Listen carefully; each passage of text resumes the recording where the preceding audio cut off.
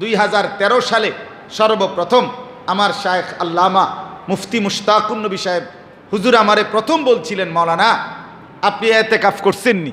আমি বলছি না। 13 সালে হুজুর বললেন, নবী জীবনে কোনোদিন ছাড়েন নাই, আপনি জীবনে কোনোদিন করেন নাই, কিভাবে দাঁড়াবেন হাসরের ময়দানে? রাসূলুল্লাহ সাল্লাল্লাহু আলাইহি সাল্লামকে বলবেন কি?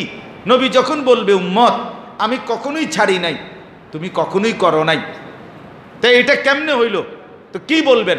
তখন আমি বলছিলাম, হুজুর আমি হাসরের ময়দানে আর বলবো না, এখানেই বললাম, আর কোনোদিন ইনশাআল্লাহ মৃত্যু পর্যন্ত শেষ দশকের এতেকাফ ছাড়বো না। ডাক্তার সাহেব একটা প্রেসক্রিপশনের মধ্যে 6টা ওষুধ লিখে দিছে, কইছে আপনি এটা 1 মাস খাবেন।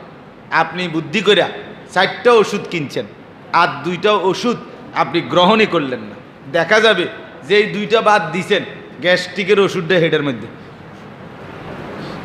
তাহলে আপনি সবটি ওষুধের সাথে গ্যাস্ট্রিকের ওষুধটা লাগে, আপনি তো এটা নিছেন না, তাইলে এটা কি কোনো বুদ্ধিমানের কাজ হইল?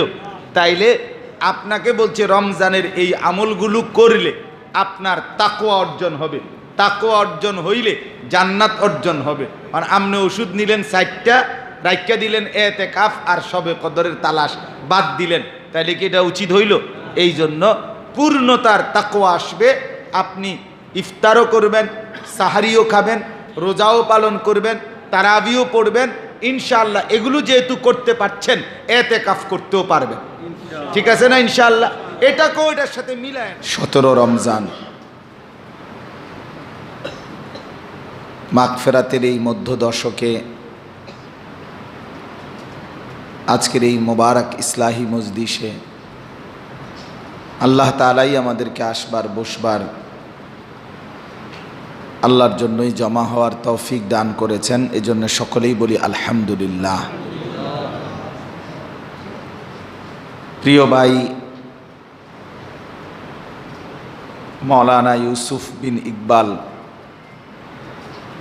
আপনাদের মাঝে গুরুত্বপূর্ণ আলোচনা পেশ করেছেন, আপনারাও মনোযোগ দিয়ে শুনতেছিলেন। আলহামদুলিল্লাহ এই মাওলানা যথেষ্ট সুন্দর দলিল ভিত্তিক কথা বলে, যিনি এতক্ষণ বয়ান করেছেন।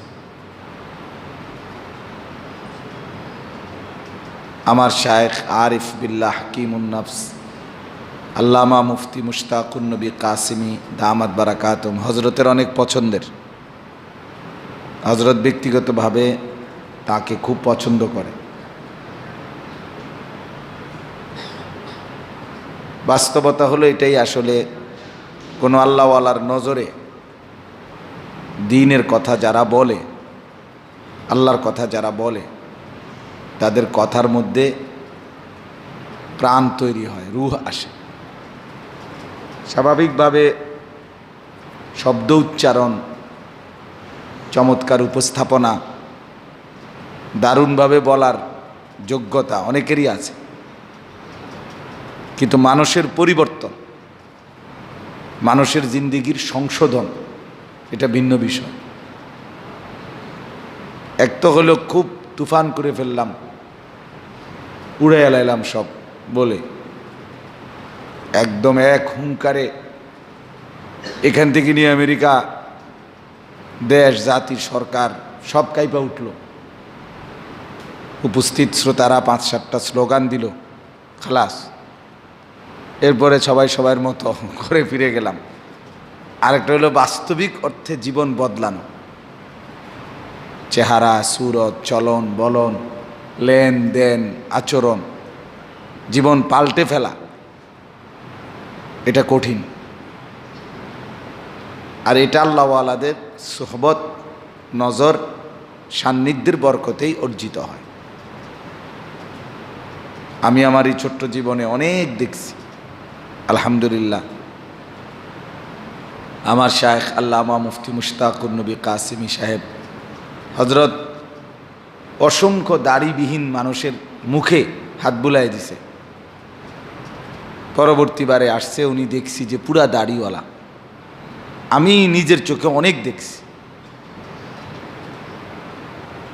তে অনেক মানুষ, আলহামদুলিল্লাহ, অনেক ভাইকে দেখছি যারা সুদ ভিত্তিক একেবারে পূর্ণ সুদের চাকরি করতেন। আলহামদুলিল্লাহ হজরতের কাছে আসা যাওয়া, সোহবত, সাহচর্য, সান্নিধ্যের বরকতে লাখ টাকার চাকরিও, 2 লাখ টাকার চাকরিও ছেড়ে সামান্য ব্যবসা, সামান্য কিছু করে এখন সংসার চালাইতেছেন। এই জন্য আসলে এই পরিবর্তন, জীবনটাকে বদলে ফেলা, এটা খুব দরকার। কিছুক্ষণ আবেগতাড়িত হওয়া এটা একটা বিষয়, কিন্তু বাস্তবতা নিজের হৃদয়ে উপলব্ধি করে নিজেকে বদলেই ফেলা এটা ভিন্ন বিষয়। আর আলহামদুলিল্লাহ যে সমস্ত ওলামায়ে কেরাম, ওয়াইজ বলেন, খতিব বলেন, ইমাম বলেন, নওজোয়ান আলেম বলেন, কোনো হক্কানি রব্বানি আল্লাহওয়ালা বুজুর্গের সান্নিধ্যে নিজেকে আগাইছে, নিজের কথাবার্তা পরিবর্তন করার চেষ্টা করছে, বলছে, আল্লাহ তাআলা নিশ্চিত বাস্তব তাদের কথার মধ্যে, জিন্দিগির মধ্যে মানুষের পরিবর্তন নিহিত রাখছে, বদলাইছে। এই জন্য আপনাদের কাছেও অনুরোধ, নওজোয়ান ভাই যারা আছেন, একা না চলা, একা একা বুদ্ধি না খাটানো, নিজস্ব বুদ্ধিতে দিনই কাজ করলেও ভুল হয়।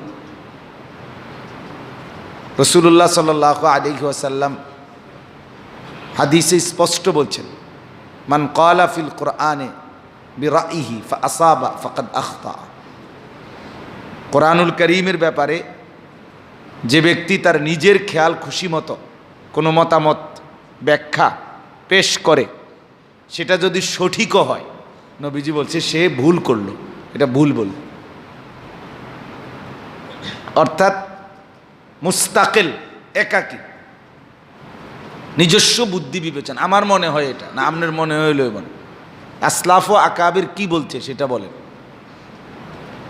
পূর্ববর্তী মুফাসসিরিনে কেরাম, সাহাবায়ে কেরাম এই শব্দের ব্যাখ্যায় কি বলছেন সেটা বলেন। আপনার মনে যা আসুক তা, এটা দিয়ে হবে না। প্রত্যেকে নিজের মন মতো বললে হবে না। আমরা মুসলিম শরীফের মুকাদ্দামাতে বারবার পড়ছি, আল ইসনাদু মিনাদ দ্বীন, লাউলাল ইসনাদ লাকালা মান শাআ মা শাআ। হযরত আব্দুল্লাহ ইবনে মুবারক রাহমাতুল্লাহ আলাইহির বিখ্যাত উক্তি, আর অনেক মনীষীদের উক্তি,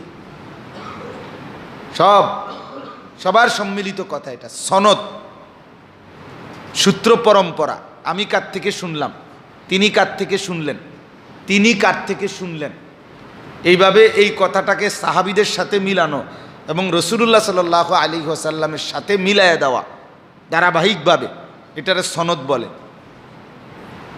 এইটা দ্বীনের অংশ। আপনারা যারা দাওরায়ে হাদিসের ছাত্র ভাইদের পড়া শুনছেন, সবক, তারা অনেকেই সাধারণ যারা আছেন তারা দেখবেন ওনারা এটা পড়ে সারাক্ষণ, হাদ্দাসানা হাদ্দাসানা পড়ে, অর্থাৎ পেছনের সাথে মিলায় প্রত্যেকটা হাদিস রাসূলুল্লাহ সাল্লাল্লাহু আলাইহি ওয়াসাল্লাম পর্যন্ত। এটা সনদ, এটা দ্বীনের অংশ। মনীষীগণ বলেন যে এটা যদি না থাকে, এই সনদ কার থেকে শুনছেন আপনি, পিছনের সূত্র পরম্পরা, তাহলে যার যা মন চায়, যখন মন চায় তাই বলবে, আর তখন দ্বীন ইসলাম অরক্ষিত হয়ে যাবে, সুরক্ষিত থাকবে না। আজকে 1450 বছর পরেও কোরআন সুন্নাহ অবিকৃত অবস্থায় আছে, এর একটা বড় কারণ এটাও সনদ, কথার সূত্র এবং পিছনের সূত্র পরম্পরা, এটা ধারাবাহিকভাবে আছে। যাই হোক, আমি শুধু এটাই বুঝাইতে চাচ্ছি না, আমার উদ্দেশ্য হলো এই কথা বলা, আমরা প্রত্যেকেই যেন আলাদা না হই, নিজস্ব বুদ্ধি বিবেচনা না খাটাই। বিশেষ করে ফেসবুক, মোবাইলের এই জামানায় প্রতি মুহূর্তে মোবাইলে প্রত্যেকে নিজ নিজ বুদ্ধি পেশ করে আর ওই বুদ্ধির দিকে অন্যদেরকে আমন্ত্রণ করে। অর্থাৎ এই মুহূর্তে সারা দেশের অমুকদেরকে এই করা উচিত, ওই করা উচিত, এই বুদ্ধি দেয়। আমি একবার আমার মাদ্রাসায় একবার একটা মাহফিল করছিলাম একটু বড় করে। তো বৃষ্টি হয়েছিল, মাহফিলের বৃষ্টি আসছে, আর মাহফিলের প্যান্ডেল থেকে মাদ্রাসার ভিতরে আইসা পড়ছি। মাইকটাই কোনো রকম টানাটানি করে আইনা ওয়াজ শুরু করাইছি। তো পরে শ্রোতারা সবাই মিলে আমারে এই পরিমাণ বুদ্ধি দিছে, বুদ্ধি দেওয়া শুরু করছে, এইটা করলে ভালো হইব, এখন ওইটা করলে ভালো হইব, হুজুর এখন এমনি বয়লে ভালো হইব। শেষে আমি মাইকে ঘোষণা দিয়া বুদ্ধি থামাইছি। আমি বললাম যে সকলের কাছে বিনীত অনুরোধ, আপাতত আমি আর এখন বুদ্ধি নিচ্ছি না, আপনারা মেহেরবানি করে আমার আর আল্লাহর দোহাই বুদ্ধি দিয়েন না। আমি বুদ্ধির যন্ত্রণায় অতিষ্ঠ হইয়া শেষ পর্যন্ত মাইকে ঘোষণা দিয়ে থামাইতে হয়েছে যে আর বুদ্ধি দিয়েন না। এই হলো আমাদের হালাত। আপনি শুধু এখানেই এখন শুধু জিজ্ঞেস করে দেখেন শুধু যে ইফতারটা কেমনে দিলে ভালো হয়, শুধু এই কথাটা দূর কই আসা। এই আমরা যারা বসছি আর এটা রেকর্ডিং হোক বুদ্ধিগুলা, আল্লাহু আকবার, আল্লাহ দেখবেন যে এক একজনে 10টা করে বুদ্ধি দিল। শেষ পর্যন্ত ইফতার ঠান্ডা হইয়া এসার রক্ত হইব, মাগার বুদ্ধি মিলানো কঠিন হয়ে যাবে। এই হলো চতুর্দিকে নিজস্ব চিন্তা চেতনার আমন্ত্রণ বেশি বর্তমান সময়। এটা অবাধ, এই বড় মোবাইলের প্রযুক্তির এই অবাধ সুযোগের কারণে যার কাছে একটা মোবাইল আছে বড়, সে একজন মুস্তাকিল বুদ্ধিজীবী।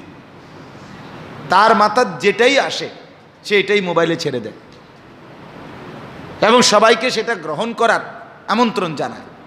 এই ক্ষেত্রে এই দিক বেদিক বিভিন্ন মতের ভিড়ে, বিভিন্ন চিন্তা ফিকিরের ভিড়ে হারায় যাওয়ার সম্ভাবনা বেশি।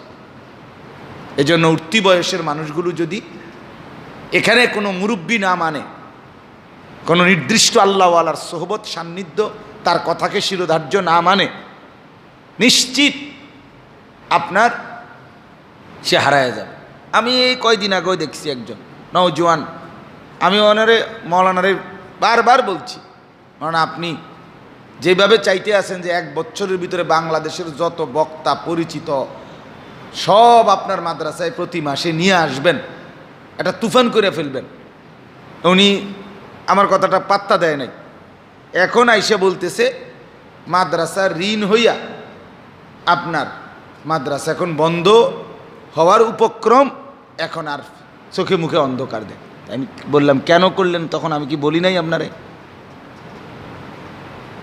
অর্থাৎ বলার উদ্দেশ্য হল কারো তত্ত্বাবধান নিজের মধ্যে রাখা, এটা খুব জরুরি। সবাই জেনারেল মানুষগুলোর জন্য জরুরি। সাধারণ শিক্ষিত বা জেনারেল শিক্ষিত যারা, তাদের জন্য জীবন চলার পথে একজন রাহবার, একজন পথ প্রদর্শক, রাহনুমা থাকা উচিত। তাহলে জীবন সুন্দর হয়। নিজের মতো করে চলতে নাই।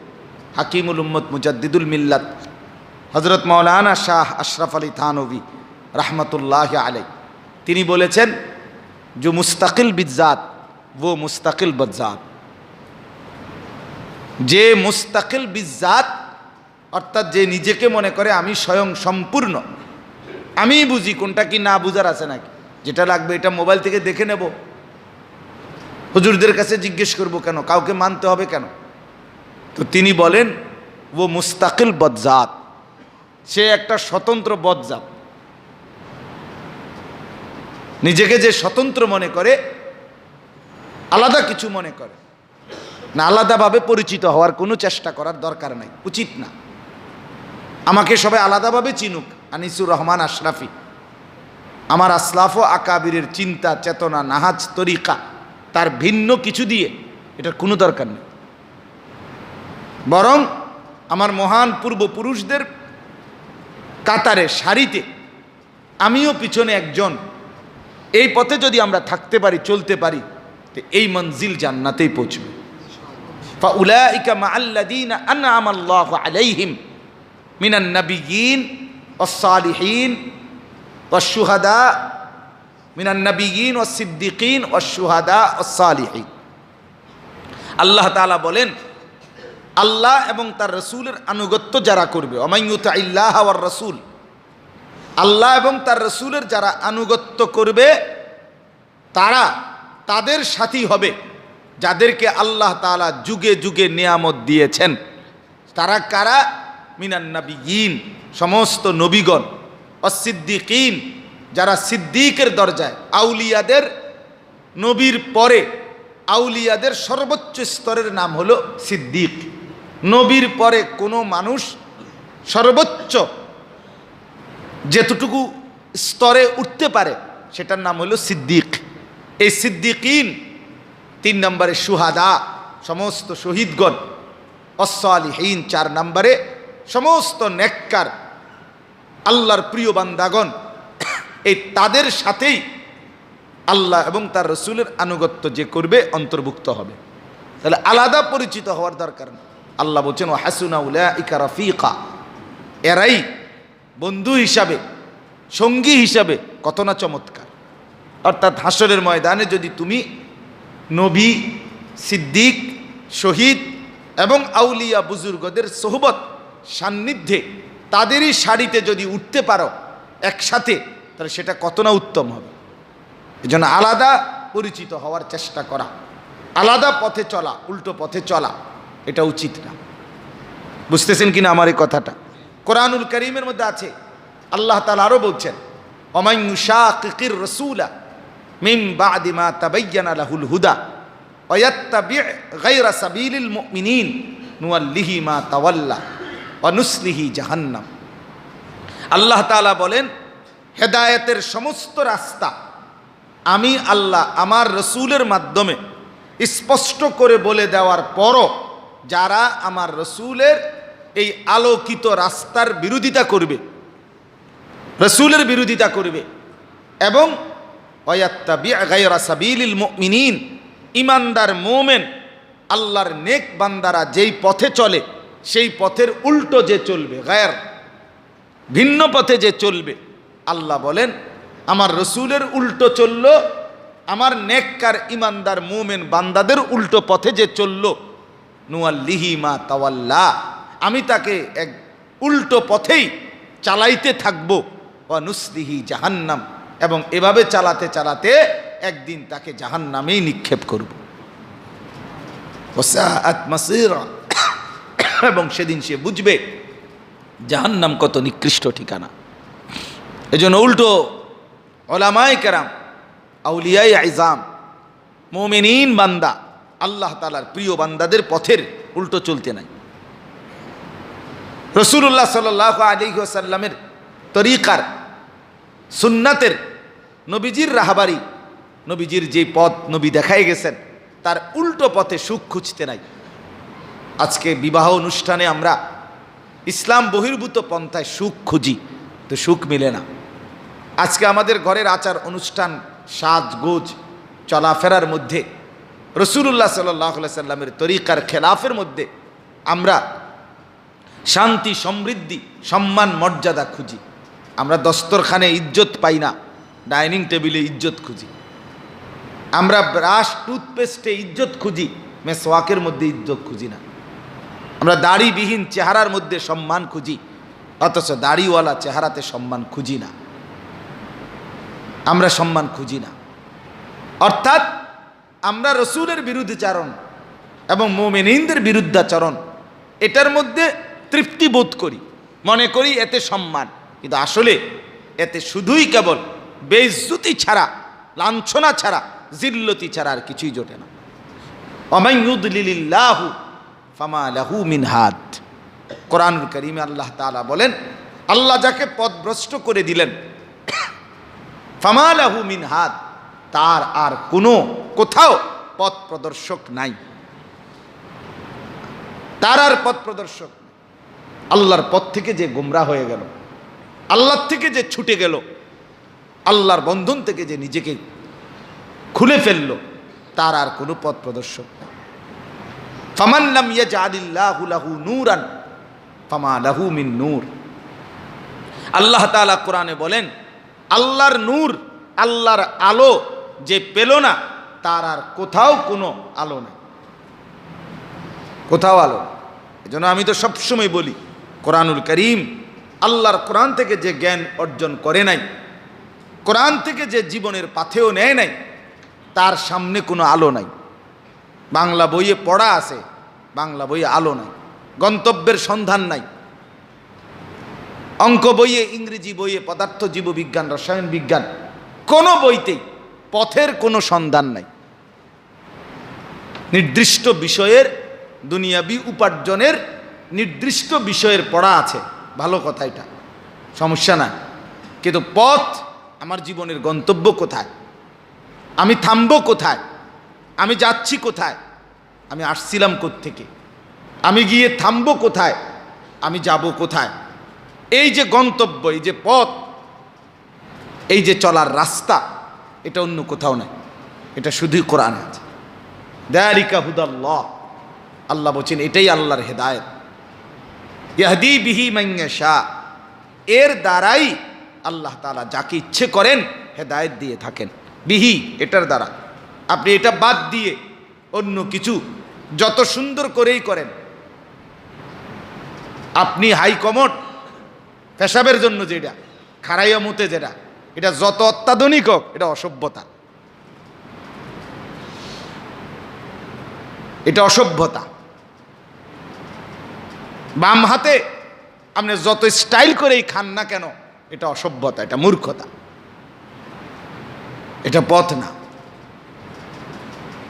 নারীর সাথে বেপর্দা, যত ভদ্রচিত, যত স্টাইল করেই শুদ্ধ কথা বলেন না কেন, এটা নির্লজ্জতা, বেহায়াপনা ছাড়া আর কিচ্ছু না, এটা অসভ্যতা।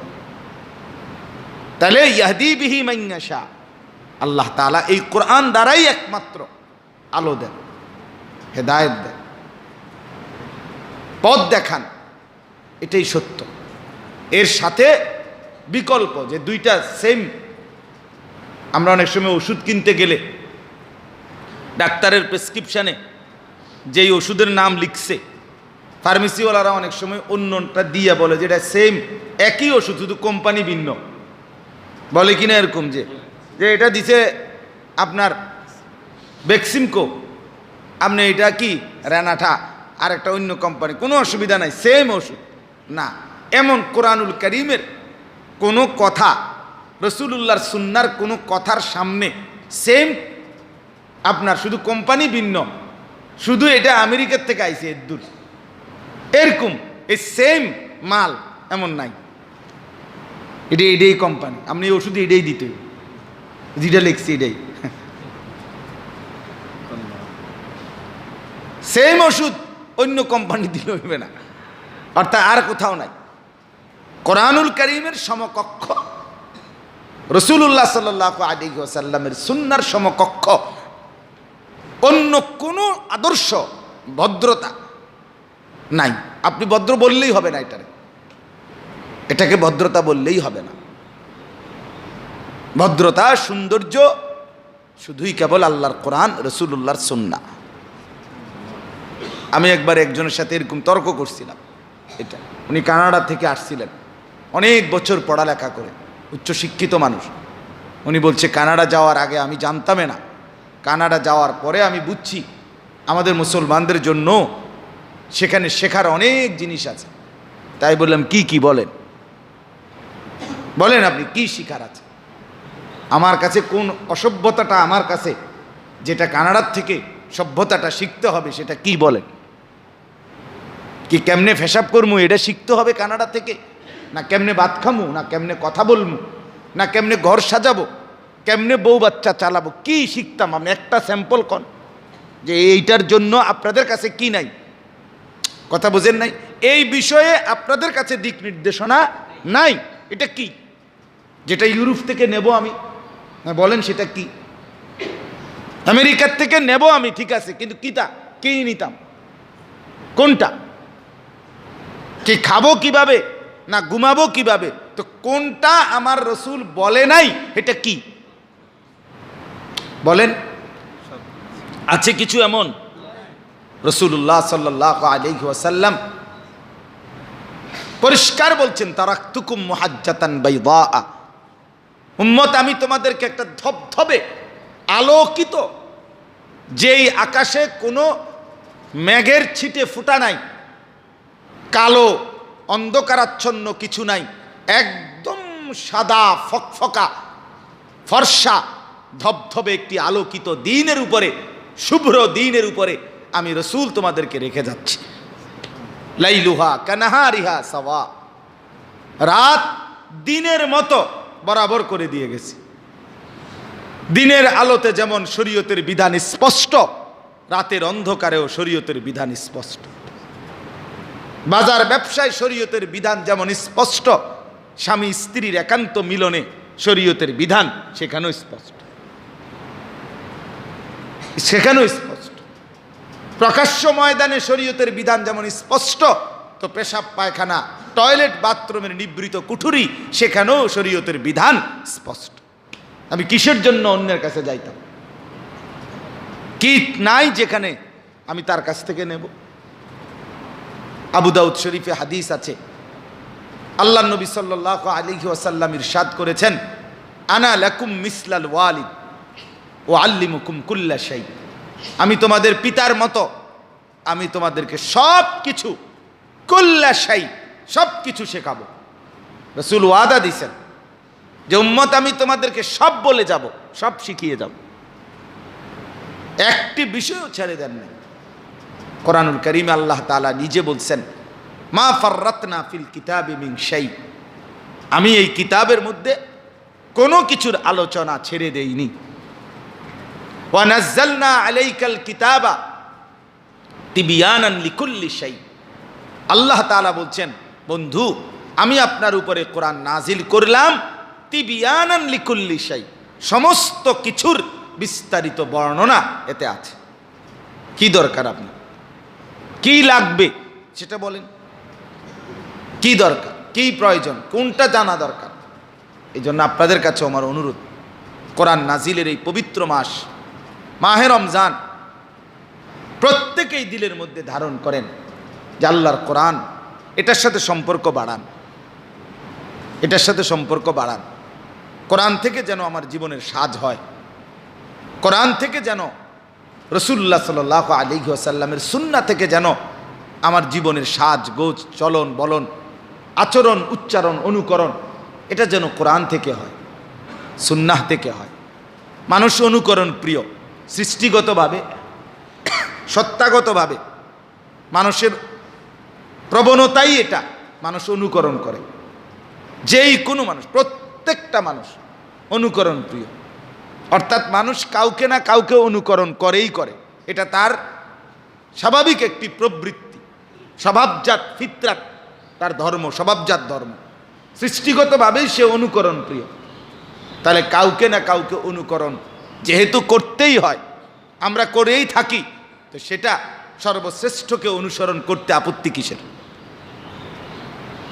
রাসূলুল্লাহ সাল্লাল্লাহু আলাইহি ওয়াসাল্লামকে অনুসরণ করতে আপত্তি কিসের?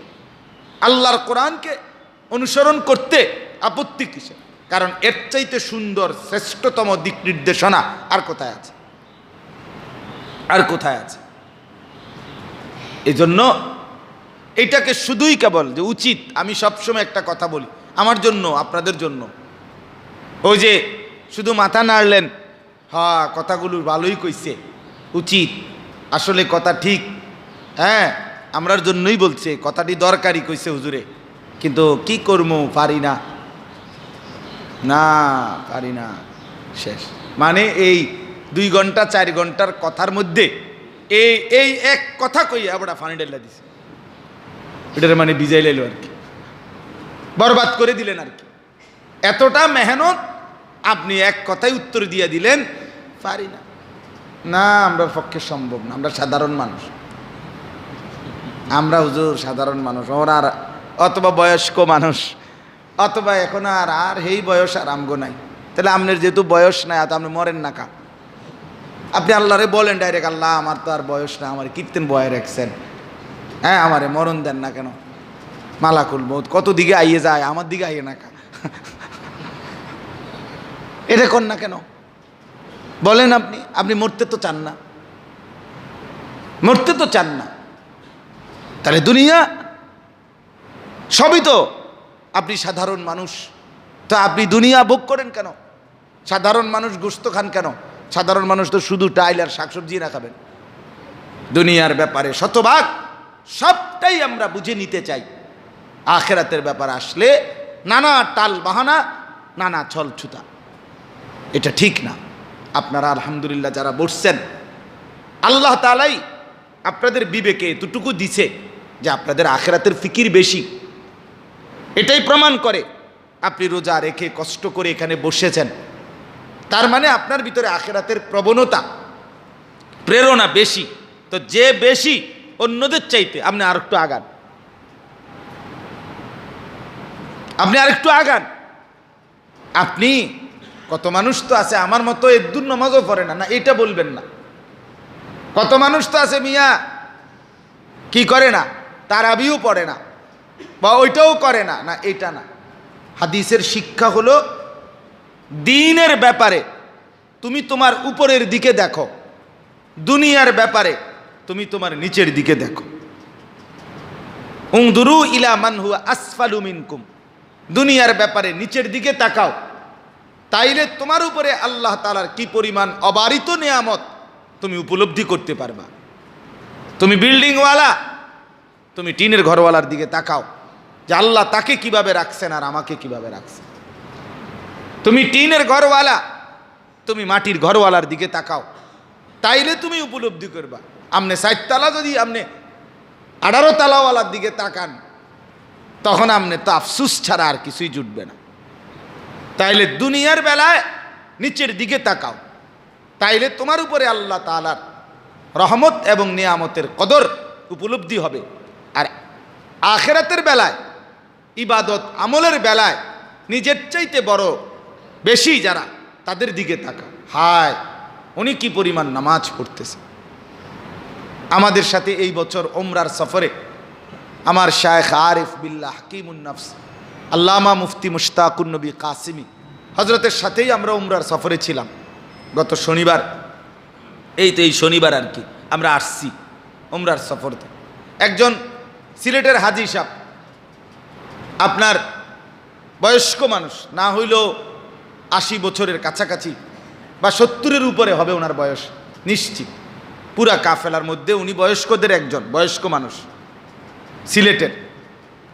আমি যখনই তাওয়াফ করতে গেছি দেখছি উনি তাওয়াফ করতেই আছে। বললাম কয়টা তাওয়াফ করলেন এই পর্যন্ত আজকের দিনে? একবারও বলে না, উনি কয়ে না, উনি হাসে শুধু কইলে। মানে আমি যখনই দেখছি উনি শুধু তাওয়াফই করে। এই ৭ চক্কর উপরে, এখন উপরে তাওয়াফ করতে হয়, নিচে কাবাঘরের চারদিকে শুধু এহরামের পোশাক ছাড়া পরবর্তী তাওয়াফগুলো করতে দেয় না পুলিশ। উপরে তাওয়াফ করতে চারদিকে বরাবর একবারে কমপক্ষে ৭০ মিনিট ৮০ মিনিট সময় লাগে, ১ ঘন্টা ২০ মিনিট এক তাওয়াফ শেষ করতে, মানে ৭ চক্কর। এই হাজী সাহেব বয়স্ক মানুষ, তাইলে আপনার দেখা গেল উনি সারাক্ষণ, আমি উনারে দেখে আমার বারবার যতবারে আফসুস আসছে যে হায় আমি কি করলাম, আমি তো পারছি না।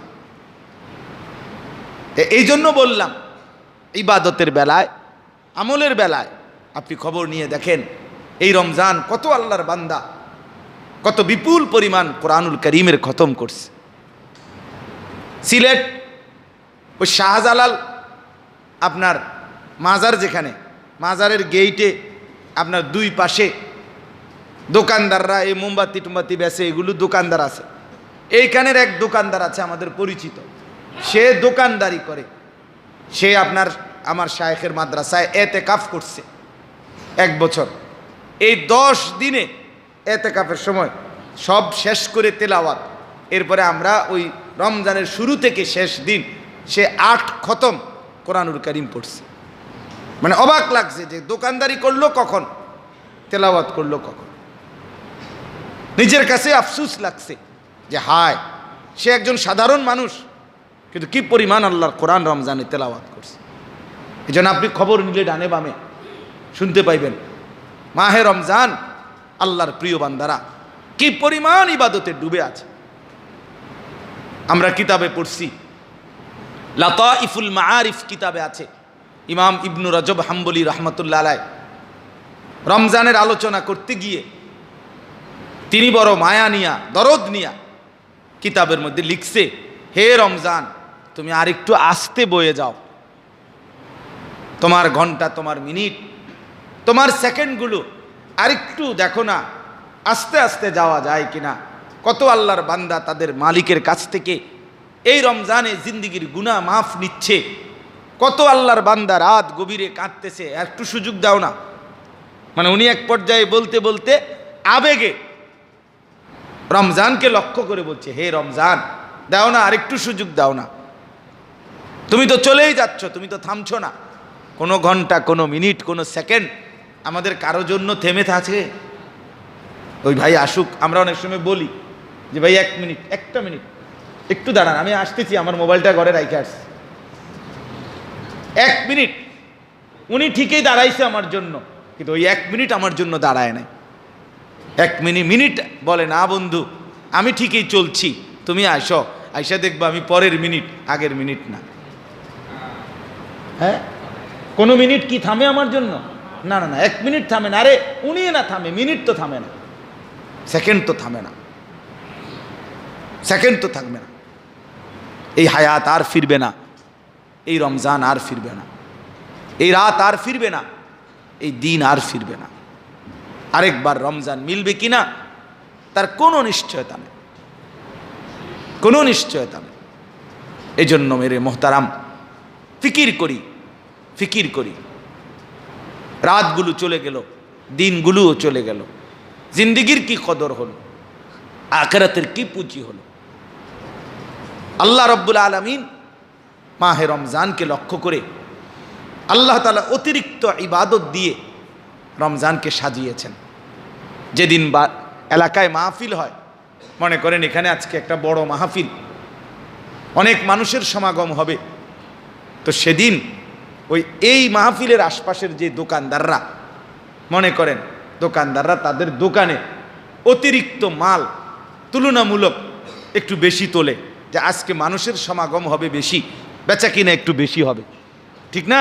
তো রব্বুল আলামিন মাহে রমজান আসলেই আল্লাহ তাআলা সারা বছরের 5 ওয়াক্ত নামাজ, রাত্রিবেলার তাহাজ্জুদ, জিকির, কোরআনুল করিমের তেলাওয়াত, হালাল উপার্জন, এইগুলো তো চলমান আছেই, কিন্তু অতিরিক্ত মাহে রমজানে আল্লাহ তাআলা 1 মাসের রোজা পালন, ইফতার, সাহারি, তারাবি, পূর্ণ 20 রাকাত তারাবি, শেষ দশকে শবে কদরের তালাশ এবং এতেকাফ, এই 6টা মৌলিক মোটা দাগের অতিরিক্ত বিষয়।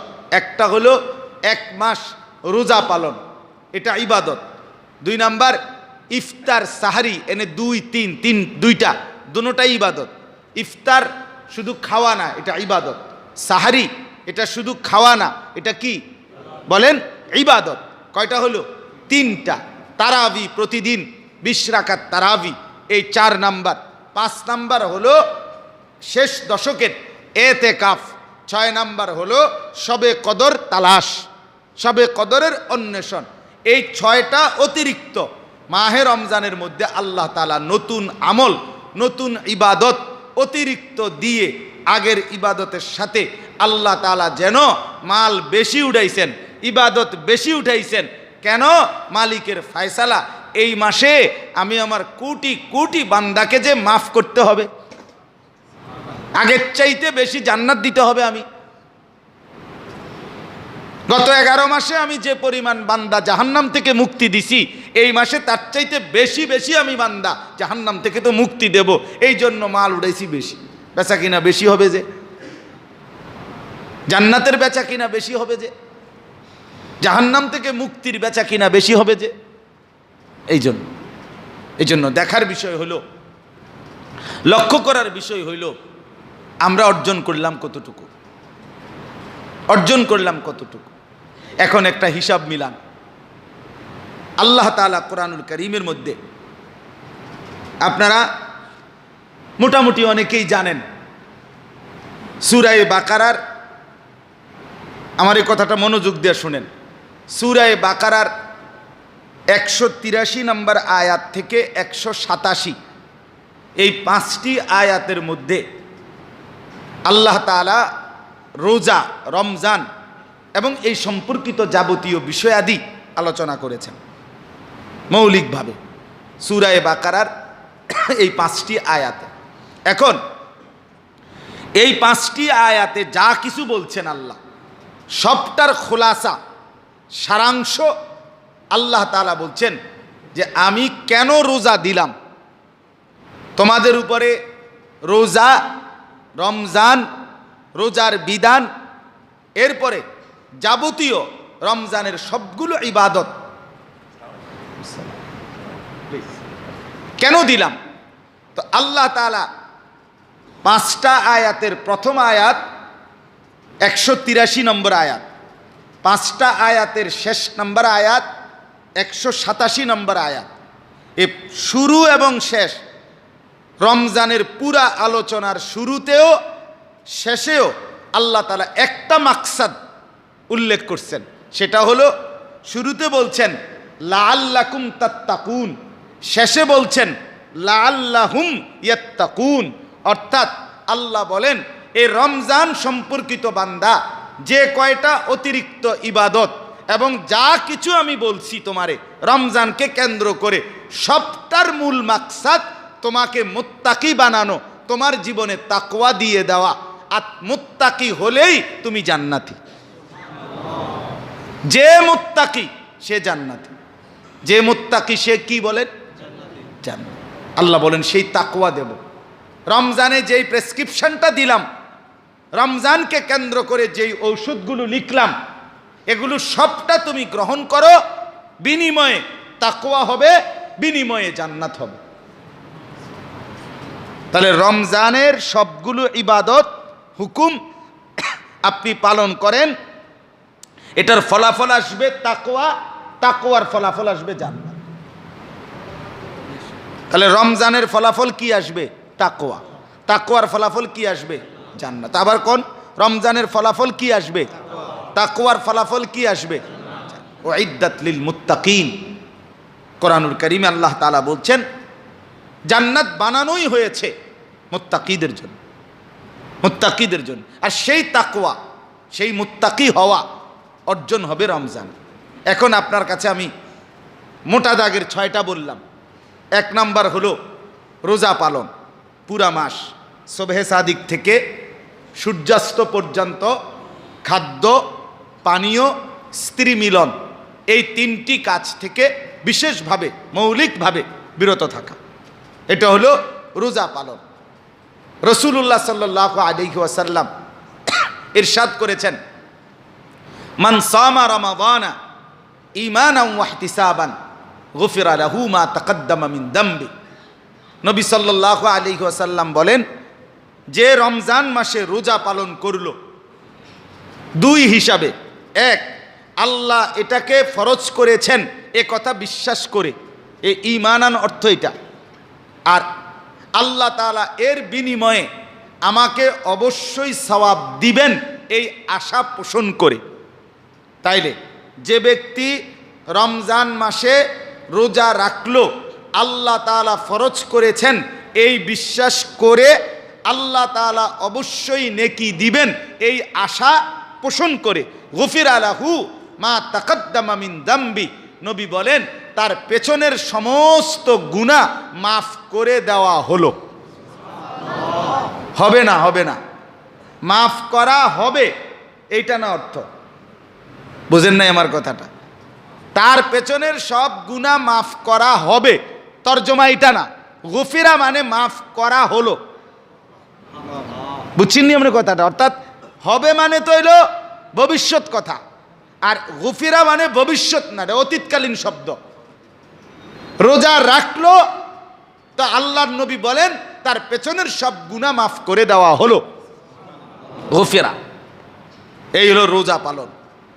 আপনি এরপরে নবী সাল্লাল্লাহু আলাইহি ওয়াসাল্লাম, আমি সংক্ষেপে বলতেছি, নবী সাল্লাল্লাহু আলাইহি ওয়াসাল্লাম ইরশাদ করেছেন, তোমরা সাহরি খাও ওই যে রাত্রিবেলা। কেন? এই সাহরির মধ্যে ফাইন্না ফিস সাহুরে বারাকা, সাহরির মধ্যে তোমাদের জন্য বরকত রয়েছে। তাহলে বোঝা গেল সাহরি শুধু খাওয়া না, এটা একটা ইবাদত, এটা একটা বরকতের মাধ্যম, এটা একটা রাসূলুল্লাহর হুকুম, আমাদের জন্য একটা বিধান সাহরি খাওয়া। তাহলে এটা রমজানকে কেন্দ্র করে অতিরিক্ত নতুন, সারা বছরের স্বাভাবিক নেক আমলের সাথে এটা কি নতুন সংযোজন। 3 নাম্বার হলো ইফতার।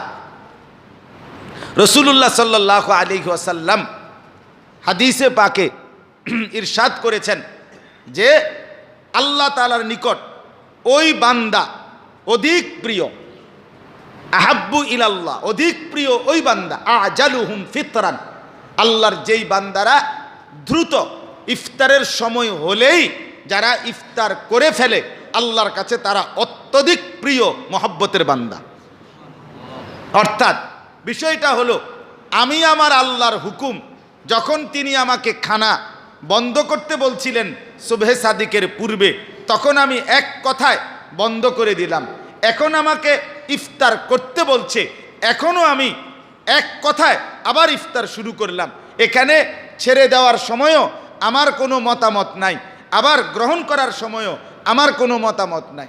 না, আমনে আমারে কালকা রাতের 4টা থেকে আজকা এখন বাজতেছে 6টা 10, আমি একটা মানুষ, তো আমার আপনি ফানি খানা সব কিছুর থেকে বন্ধ রাখছেন, আর খাইলাম না, যান খাইতেবেন। আর খানা যখন খাইতে পারছি না যে 12 ঘন্টা, তো আর বাদে খাইতাম না। এখানে এই জিদ দেখাইবার কোনো সুযোগ নাই। বান্দা হলো তাসলিম, আত্মসমর্পণ করলাম। তাহলে কোনো বান্দা যখন নিয়ম মাফিক সাহারি খায় এবং যথাসময়ে ইফতার করে, তো আল্লাহ তাআলা তাকে আপনার অবশ্যই এক নেক বান্দাদের, প্রিয় বান্দার অন্তর্ভুক্ত করে দেয়। এজন্য রোজা এটাও ইবাদত, সাহারি এটাও ইবাদত, যথাসময়ে ইফতার এটাও কি বলেন না, ইবাদত, ইবাদত। তাইলে আমি আপনাদের কাছে এই 3টা বললাম, 3টা, আর একটা এরপরে আজান এক্ষুনি। আর একটা বিষয় বলি, আজানের পরে আবার একটু কথা হবে, এরপরে দোয়া হবে, এরপরে ইফতার দেওয়া হবে, ঠিক আছে ইনশাআল্লাহ। তো আপনার আরেকটা বিষয়, সেটা হলো তারাবি। তারাবি আপনার শেষ দশক, পুরা রমজান 20 রাকাত পূর্ণ তারাবি, এটাও রমজান উপলক্ষে বিশেষ সংযোজন, ঠিক কি না বলেন? তাহলে এটা 4 নাম্বার বিশেষ সংযোজন তারাবি। সাল্লাম বলেন, মান কামা রমাদানা ঈমানান ওয়া ইহতিসাবান গুফিরা লাহু মা তাকদ্দামা মিন দামবি। নবী সাল্লাল্লাহু আলাইহি ওয়াসাল্লাম বলেন, রমজান মাসে যে ব্যক্তি রাত্রিবেলা কিয়াম করে, তারাবির জন্য দাঁড়ায়, তারাবির জন্য রাত্রি জাগরণ করে, ওই একই শর্তে আল্লাহর হুকুম এই কথা বিশ্বাস করে এবং আল্লাহ নেকি দিবে এই আশা পোষণ করে, তো নবী বলেন ওই তারাবি পড়নেওয়ালা, রাত্রি যিনি জাগে, কিয়াম করে, দাঁড়িয়ে থাকে, তার জন্য আল্লাহ তাআলা পিছনের সমস্ত গুনাহ মাফ করে দিলেন। গফেরা, একই শব্দ, পিছনের সব গুনাহ মাফ করে দিলেন। আপনাদের কাছে আমার একটা বিশেষ ফাঁকি দিয়ে কথা, রমজান মাসের এই 20 রাকাত পূর্ণ তারাবি, লম্বা সময় দাঁড়ানো, এটাকে খুশি খুশি দিলে গ্রহণ করে নেবেন, এটাকে কোনোভাবেই বোঝা মনে করবেন না। আর রমজানের তারাবির মূল প্রাণ, মূল রূহ দাঁড়ানোটাই। এই জন্য এটাকে বলছে কিয়ামুল লাইল, এটাকে কিয়ামু রমাদান। মান কামা মানে যে দাঁড়ালো, যে দাঁড়াইলো। এই জন্য দাঁড়ানোটা একটু বেশি লাগে, সময়টা একটু বেশি লাগে, এইটাকে আপনি পেরেশানি মনে করবেন না। বন্ধু আমার, আজকে 1.5 ঘন্টা দাঁড়াইছেন, আপনি কষ্টবোধ করতেছেন 20 রাকাত তারাবিতে, খোদার কসম এই কোরআনুল কারীমের মধ্যে আছে, আল্লাহ তাআলা বলছেন হাসরের ময়দানে, কিয়ামতের ময়দানে যত হাজার বছর, যত লক্ষ বছর হাসরের ময়দান চালু থাকবে, বিচার কার্যক্রম। ওই পুরাটা সময় বান্দা, প্রত্যেকটা মানুষ রব্বে করিমের সামনে ইয়াউমা ইয়াকুমুন নাসু লিরাব্বিল আলামিন দাঁড়িয়ে থাকতে হবে। হাসরের ময়দানের একদিন 50 আলফা সানা, আল্লাহ কোরআনে বলছে 50,000 বছর। 50,000 বছর একদিন। হাসরের ময়দান মোট হবে কতদিন সেটা শুধু আল্লাহ জানে। একদিন 50,000 বছর। যদি শুধু একদিন দাঁড়ায় থাকতে হয় হাসরের ময়দানে, তো কতদিন দাঁড়ায় থাকতে হবে? 50,000 বছর। কথা বোঝেন নাই? হাসরের ময়দান যদি একদিনও হয় তো কয় বছর দাঁড়ায় থাকতে হবে? 50,000 বছর। তো 50,000 বছর 1.5 ঘন্টার কত পার্সেন্ট? আর 1.5 ঘন্টা 50,000 বছরের তুলনায় কয় পার্সেন্ট? কোনো পার্সেন্ট এটা? তাহলে সেটা কেমনে কঠিন হয়? আমি গত 2 দিন আগেও এক জায়গায় তারাবি পড়ছি। তারাবি পড়ার পরে আপনার ওনারা আমারে বিতিরের নামাজটা পড়াইতে বলছে। আমি বলছি বিতির আমি পড়ামু ঠিক, কিন্তু আপনার 10টা মিনিট বইতে হইব বিতিরের পর, আমার একটু কথা আছে। এরপরে বসছি, ওনারা বসছে। পরে আমি বললাম যে আমি যে ছাত্র জীবনে ছাপাখানা বই ছাপায় যেখানে আগের দিনের মেশিন, এগুলোর মধ্যে আমি দেখছি অনেক, যেগুলো যখন বই ছাপানোর কাজ করে ফ্রেশ ছাপাখানা, তো ওই মেশিন এটা শুধু খটখট খটখট খটখট খটখট খটখট করে, কটকট আওয়াজ করে। আপনাদের এই হাফেজ সাহেব 2 জন যে তারাবি পড়লো, 8টায় এশার নামাজের জামাত শুরু হয়েছে, যখন 9টা বাজে বরাবর তখন 20 রাকাত তারাবি শেষ।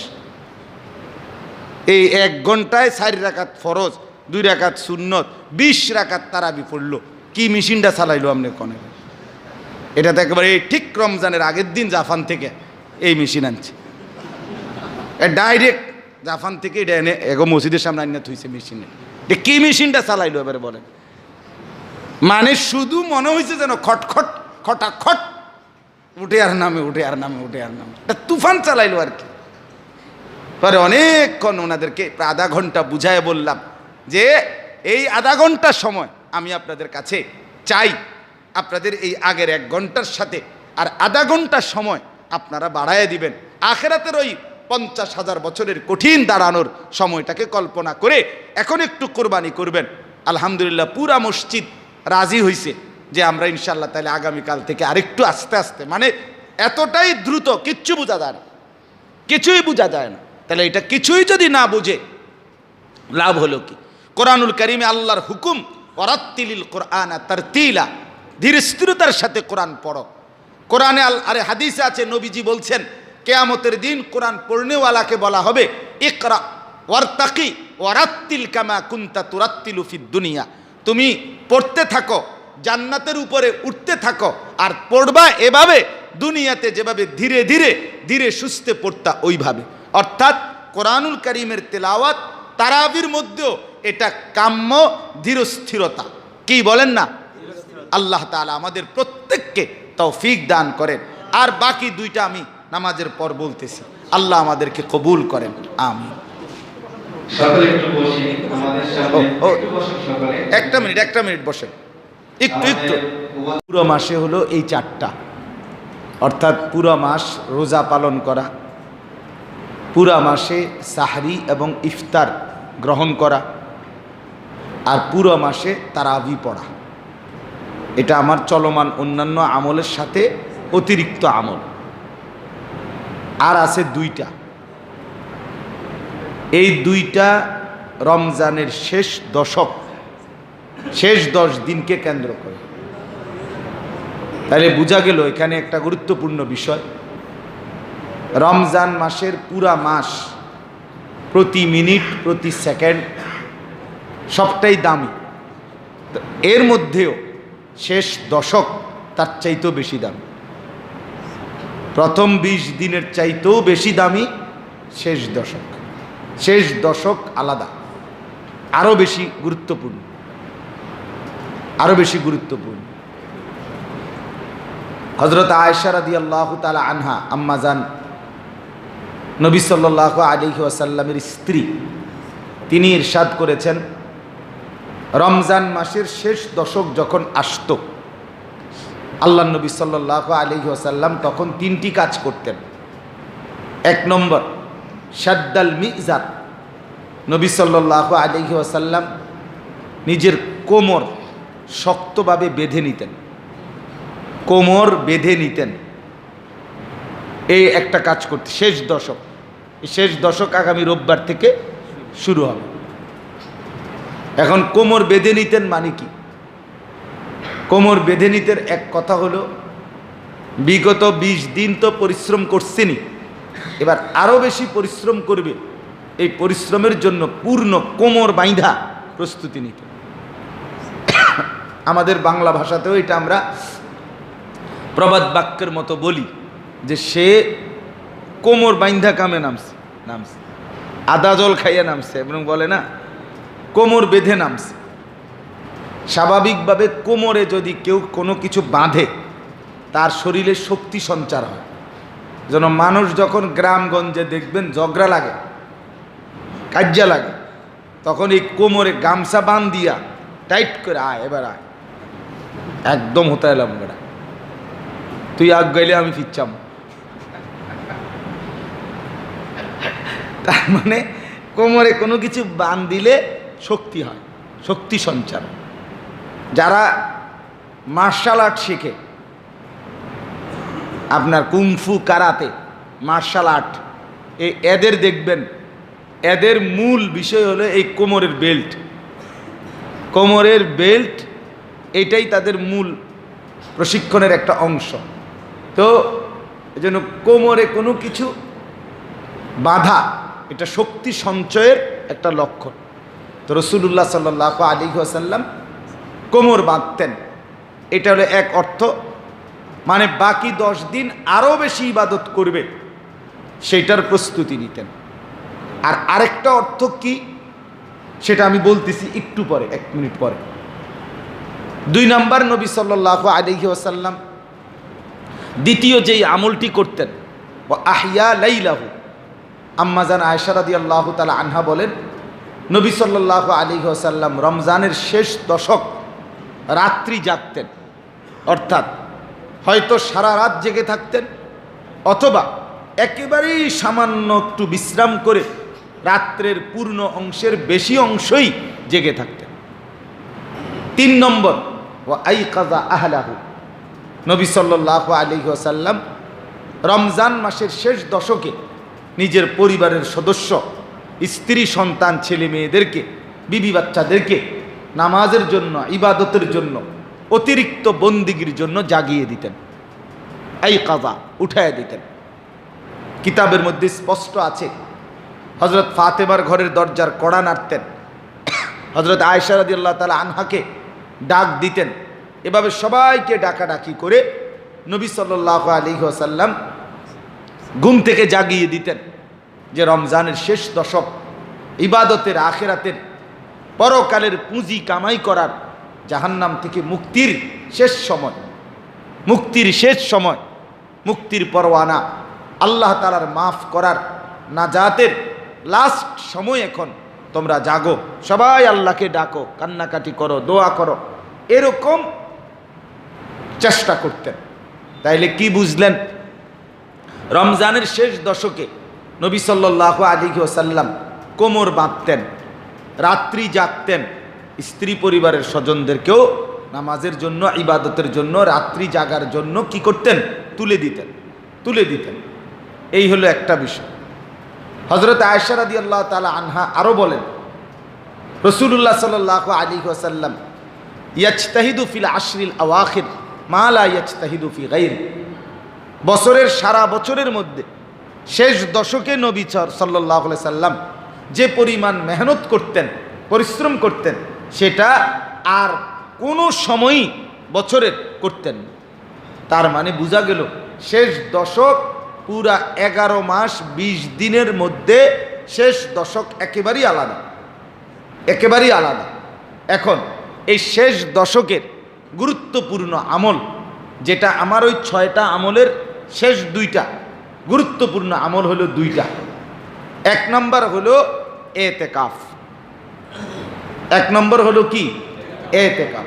শেষ দশক এতেকাফ করা, আল্লাহর ঘর মসজিদে আল্লাহর জন্য গোটা পৃথিবী থেকে সম্পর্ক বিচ্ছিন্ন করে একাকী আল্লাহ তাআলার মহব্বত, আল্লাহ তাআলার মারেফত, আল্লাহ তাআলার ইবাদত, আল্লাহ তাআলার গোলামির মধ্যে একদম ডুবে যাওয়া।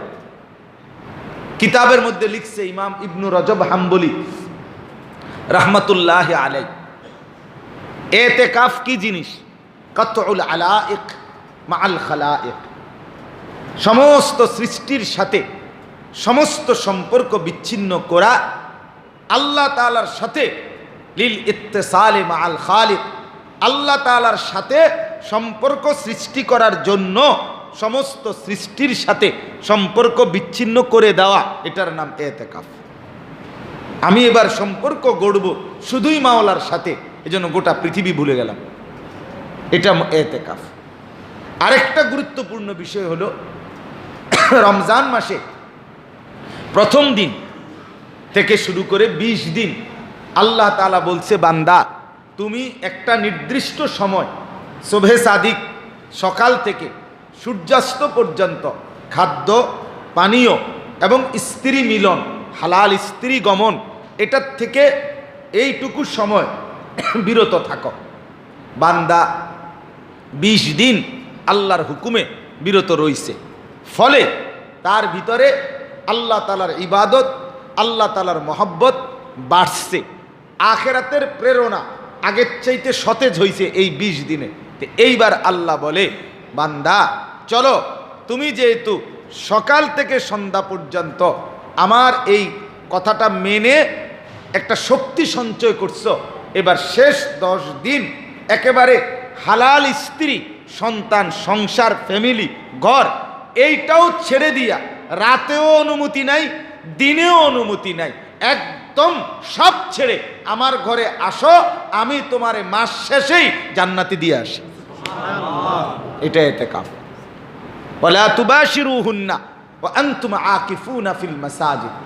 আল্লাহ তাআলা বলছেন রমজানের আলোচনার শেষ আলোচনা এখানে কোরআনে, যে আল্লাহ বলছেন তোমরা মসজিদে এতেকাফের নিয়তে অবস্থান করবে, তো এই সময়টা তোমরা রাতেও দিনেও এক সময়ের জন্য স্ত্রীদের কাছে যেও না।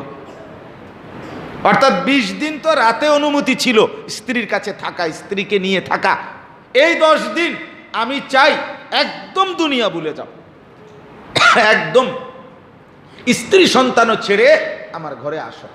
এই জন্য এতেকাফ একজন বান্দার জন্য আল্লাহ তাআলার মহব্বত আর মারিফাত, আল্লাহর ইবাদত, নিজের জান্নাত অর্জন, জাহান্নাম থেকে মুক্তির, আল্লাহর কাছ থেকে চেয়ে নেওয়ার সর্বশ্রেষ্ঠ উত্তম সুযোগ, মাধ্যম, ব্যবস্থা এতেকাফ।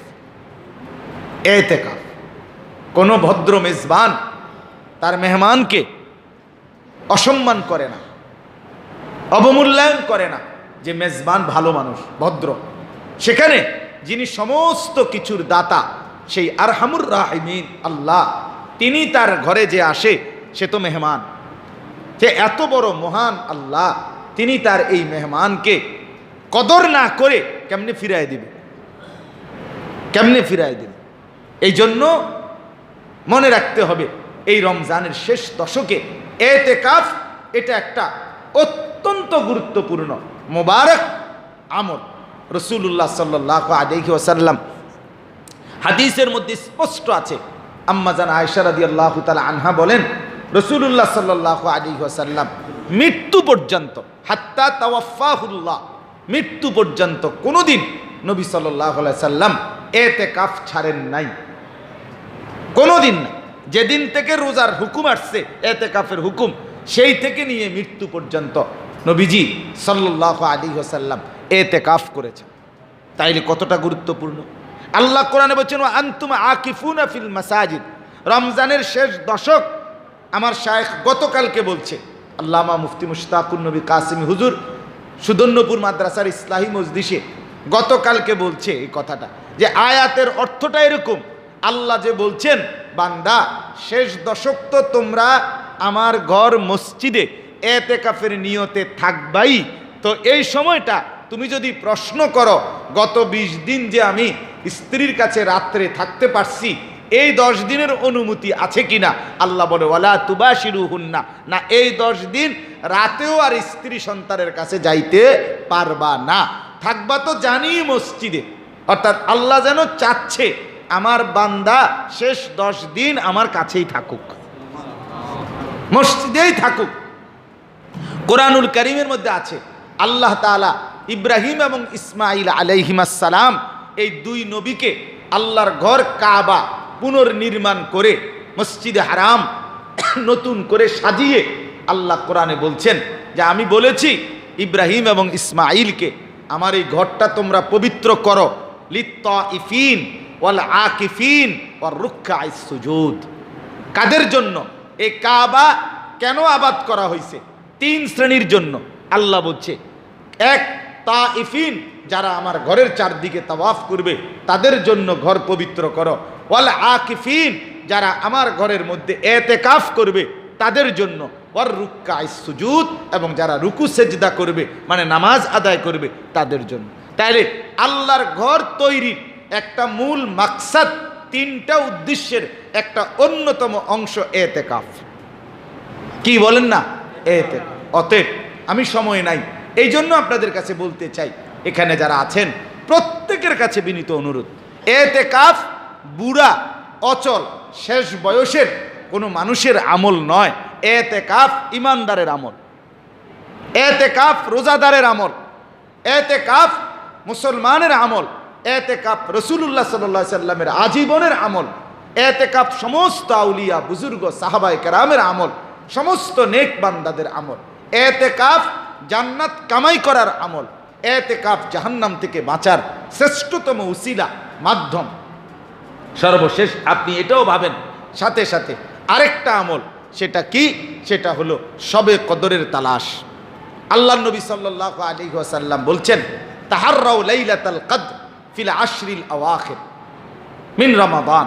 রমজানের শেষ দশক তোমরা শবে কদর তালাশ করো। শবে কদর কি? এক কথায় শবে কদর রব্বে করিম আল্লাহ নিজে বলছেন 1000 মাসের রাতের চাইতে উত্তম। সুবহানাল্লাহ, 1000 মাসের চাইতে উত্তম। তার মানে 10 দিন 1000 মাসের চাইতে উত্তম। তাহলে এক এক ঘন্টার কেমন দাম, এক এক মিনিটের কি পরিমাণ দাম, এক এক ঘন্টার কি পরিমাণ দাম। 10 দিনে 240 মিনিট, 1 ঘন্টা। তাইলে কালকে হিসাব করে দেখাইছে প্রায় 4 বছর আমল করলে যেই নেকি এক টানা, তো 1 ঘন্টার দাম তার চাইতে বেশি। শেষ দশকের প্রতি ঘন্টা প্রতি মিনিট দামি শবে কদরের কারণে। এজন্য শবে কদর তালাশ করা বেজর রাত্রিতে, এটাও একটা রমজানের গুরুত্বপূর্ণ, অতি গুরুত্বপূর্ণ আমল। আল্লাহ নবী বলছেন মান হরিমা খাইরাহা ফাকাদ হরিমা কুল্লা। যে শবে কদর হারাইলো সে সব হারাইল, তার আর কিচ্ছু নাই। শবে কদর পাইলা না, তুমি কিছুই পাইলা, কিছুই পাইলা না, কিছুই পাইলা না। অতএব শবে কদরের তালাশ কেউ যদি নিশ্চিত করতে চায়, এতেকাফ তার জন্য শ্রেষ্ঠতম মাধ্যম। এখন ওই কথা আমি যে বলছি, একটা কথা একটু পরে বলতেছি। নবীজি কোমর বাঁধতেন, বলছি না যে এটা একটা অর্থ বলতেছি, এইটার আরেকটা অর্থ হলো মুহাদ্দিসিনে কেরাম বলেন, আম্মাজান আয়েশার এই কথার অর্থ হইল নবীজি শেষ দশক কোমর বাঁধতেন, মানে স্ত্রীদের থেকে আলাদা হয়ে মসজিদের এতেকাফে ঢুকে যেতেন। এতেকাফে কি করতেন? খুলতেন, ঢুকে যেতেন। এই জন্য এতেকাফ এবং শবে কদর এই দুইটা পাওয়ার শ্রেষ্ঠতম মাধ্যম শেষ দশক এতেকাফ করা। এই জন্য আমার কথা এটাই, আপনি যদি মনে করেন শবে কদর অত্যন্ত দামি, অত্যন্ত দামি, সারা রাত আল্লাহর ফেরেশতারা আল্লাহর সমস্ত বিধান নিয়ে আসে, আল্লাহ তাআলার সমস্ত রহমত মাগফিরাত নিয়ে আসে, এটা যদি পৃথিবীর কেউ না পায় তো কসম খোদার যিনি মসজিদে এতেকাফে আছে শেষ 10 দিন, উনি শবে কদর পাবেই পাবে, পাবেই পাবে, পাবেই পাবে। কারণ উনি তো পুরা 10 দিন আছে, ওনারে না দিয়া আল্লাহ তাআলা বাইরে দিবে না। এই জন্য আমরা প্রত্যেকেই চেষ্টা করি শবে কদরও পাবেন, এতেকাফের এই মহান বরকত 2013 সালে সর্বপ্রথম আমার শায়েখ আল্লামা মুফতি মুশতাকুন নবী সাহেব হুজুর আমারে প্রথম বলছিলেন, মাওলানা আপনি এতেকাফ করছেননি? আমি বলছি না। 13 সালে হুজুর বললেন, নবী জীবনে কোনোদিন ছাড়েন নাই, আপনি জীবনে কোনোদিন করেন নাই, কিভাবে দাঁড়াবেন হাসরের ময়দানে? রাসূলুল্লাহ সাল্লাল্লাহু আলাইহি সাল্লামকে বলবেন কি? নবী যখন বলবে উম্মত আমি কখনোই ছাড়ি নাই, তুমি কখনোই করো নাই, তাই এটা কেমনে হইল? তো কি বলবেন? তখন আমি বলছিলাম, হুজুর আমি হাসরের ময়দানে আর বলবো না, এখানেই বললাম, আর কোনোদিন ইনশাআল্লাহ মৃত্যু পর্যন্ত শেষ দশকের এতেকাফ ছাড়বো না। আলহামদুলিল্লাহ সেই থেকে স্বাভাবিকভাবে এখন নিজের জীবনের অংশ মনে হয় রমজানের শেষ দশকের এতেকাফ। ইনশাআল্লাহ আমরা গত বছরও আলহামদুলিল্লাহ আমার শায়েখের সাথে সুদন্যপুর মাদ্রাসায় আমরা এতেকাফে বসছি 1004 জন এক মসজিদে। এই বছর আশা করি কমপক্ষে 1500 হবে ইনশাআল্লাহ। এতেকাফের সাথে আগামী রবিবার থেকে আমরা বসবো।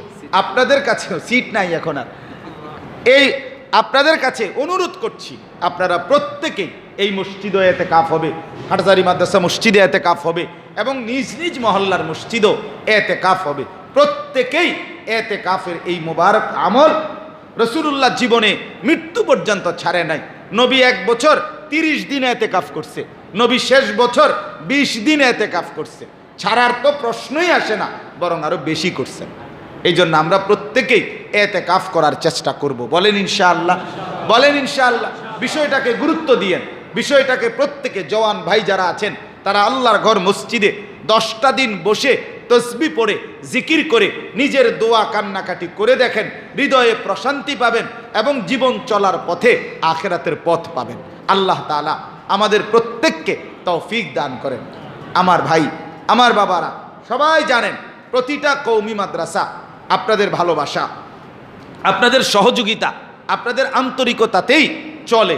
এটাই যুগ যুগ ধরে কওমের সহযোগিতায় কওমি মাদ্রাসা চলে, এটাই বাস্তবতা। এই মাদ্রাসার মধ্যে এতিম গরিব ছেলেপেলে আছে। আপনাদের কাছে আমাদের বিনীত অনুরোধ রইল, আপনারা যারা এখানে আছেন প্রত্যেকেই নিজ নিজ সামর্থ্য অনুপাতে মাদ্রাসায় এই রমজানের যে দান, আপনাদের জাকাত, আপনাদের ফিতরা, আপনাদের সাদাকা আপনারা এই মাদ্রাসাতেও করবেন। বলেন ইনশাআল্লাহ। প্রত্যেকের কাছে অনুরোধ দিতে থাকেন। রাসূলুল্লাহ সাল্লাল্লাহু আলাইহি ওয়াসাল্লাম বলছেন, বেলাল তুমি খরচ করতে থাকো, আরশের মালিক থেকে কমে যাবে এ কথার ভয় করো না। আনফিক ইয়া বেলাল ওয়ালা তাখশা মিন জিল আরশি ইখলাল। বেলাল খরচ করো, আরশের মালিক কমায় দিবে, এই ভয় করো না, এই ভয় করো না। এই জন্য আল্লাহর রাস্তায় এই দান করা, সাদাকা করা, আপনাদের এই জাকাত, আপনাদের এই ফিতরা, আপনাদের এই সাদাকা, আপনারা প্রত্যেকে আমার কাছে এই নিয়তটা করেন যে এই মাদ্রাসায় কিছু অংশ আপনারা দিবেন। বলেন ইনশাআল্লাহ, বলেন ইনশাআল্লাহ। আপনি যেটুকু দিল লাগে এতটুকু দিবেন তো ইনশাআল্লাহ। আল্লাহ তাআলা আপনাদের প্রত্যেককে তৌফিক দান করেন। আমরা প্রত্যেকেই একটু সময় আমাদের যে 6 তাসবিহ অল্প একটু আমল করি, এর মধ্যেই আমরা দোয়া করছি। 4 নাম্বার তারাবি, 5 নাম্বার এতেকাফ, 6 নাম্বার শবে কদরের তালাশ। 6 নাম্বার কি? শুধু শবে কদর কইলে হইতো না, শবে কদর তালাশ করতে হয়, এইটাই ইবাদত। শবে কদর তালাশ করা, শুধু শবে কদর হইলে ফিক্সড হয়ে যাবে। আপনাকে বেজোর রাত্রিগুলো চেষ্টা করতে হবে, আল্লাহর কাছে দোয়া করতে হবে। তাহলে আমার শেষ কথা হলো, আবারও বলছি, আপনাকে ডাক্তার সাহেব একটা প্রেসক্রিপশনের মধ্যে 6টা ওষুধ লিখে দিছে, কইছে আপনি এটা 1 মাস খাবেন। আপনি বুদ্ধি করে 4টা ওষুধ কিনছেন, আর 2টা ওষুধ আপনি গ্রহণই করলেন না। দেখা যাবে যে এই 2টা বাদ দিছেন, গ্যাস্ট্রিকের ওষুধটা হেডের মধ্যে। তাহলে আপনি সবটি ওষুধের সাথে গ্যাস্ট্রিকের ওষুধটা লাগে, আপনি তো এটা নিছেন না। তাইলে এটা কি কোনো বুদ্ধিমানের কাজ হইল? তাইলে আপনাকে বলছে রমজানের এই আমলগুলো করলে আপনার তাকওয়া অর্জন হবে, তাকওয়া অর্জন হইলে জান্নাত অর্জন হবে। আর আপনি ওষুধ নিলেন 4টা, রাইখা দিলেন এতেকাফ আর শবে কদরের তালাশ বাদ দিলেন, তাইলে কি এটা উচিত হইল? এই জন্য পূর্ণতার তাকওয়া আসবে। আপনি ইফতারও করবেন, সাহারিও খাবেন, রোজাও পালন করবেন, তারাবিও পড়বেন ইনশাআল্লাহ। এগুলো যেহেতু করতে পারছেন, এতেকাফ করতেও পারবেন। ঠিক আছে না ইনশাআল্লাহ? এটাকেও এটার সাথে মিলায় নেন, এটাকে অংশ মনে করেন এবং সবে কদরের তালাশে রাত্রি জাগেন। আল্লাহ আমাদেরকে তৌফিক দান করেন। আলহামদুলিল্লাহ রাব্বিল আলামিন।